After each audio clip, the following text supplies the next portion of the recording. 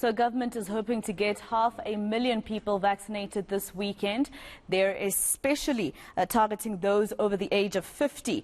Let's find out the process in the city of Cape Town with eNCA's Monique Mortlock, who's there for us. Monique, how's the turnout looking there? A lot of people, including businesses, worried about people not getting inoculated. How's it looking where you are?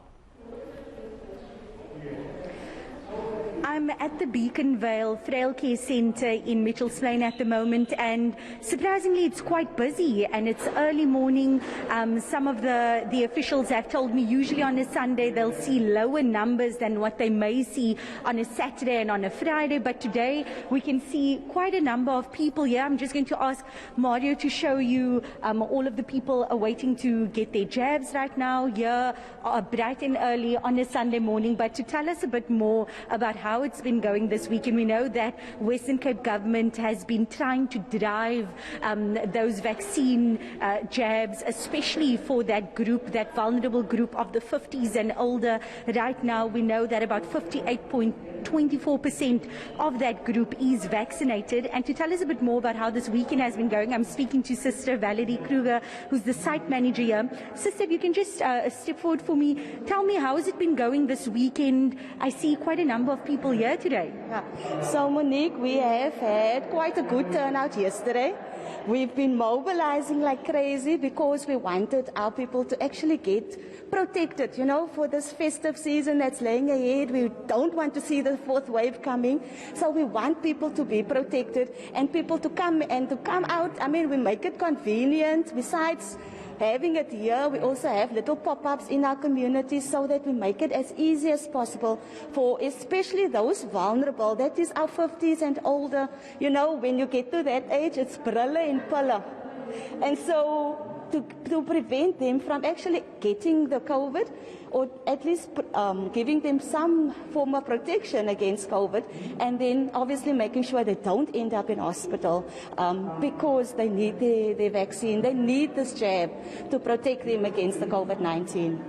And Sister, I'm glad you mentioned that mobilizing. A little later we're going to be joining some of those young people who we saw outside already getting ready to go out into the community, speak to residents, see if they can encourage them to come to the vaccine site.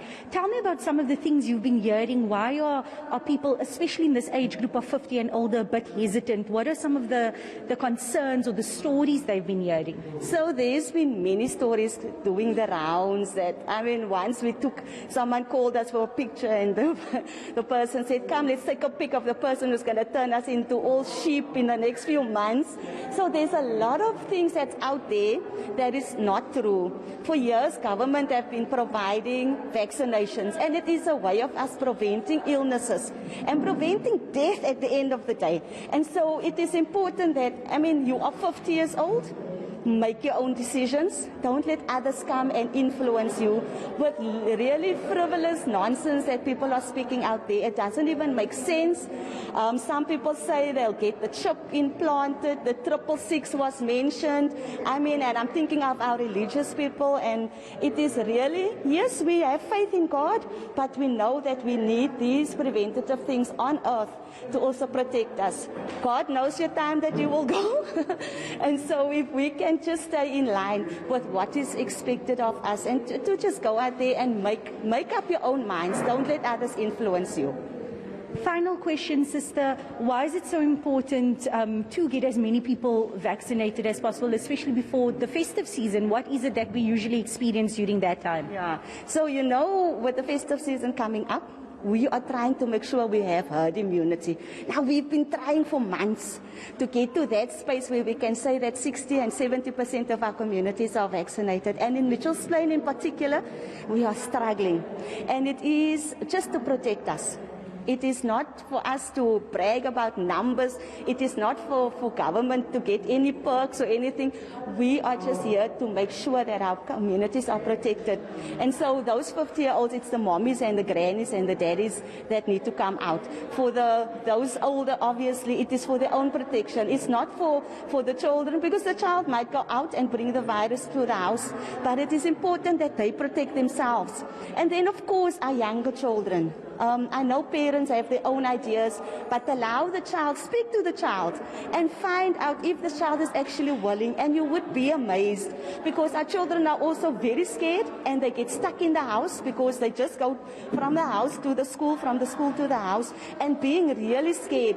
So we are saying, listen, come out, get your jab, in all age group, 12 years and up, come out and get your jab, get yourself protective, so that we can have a good festive season.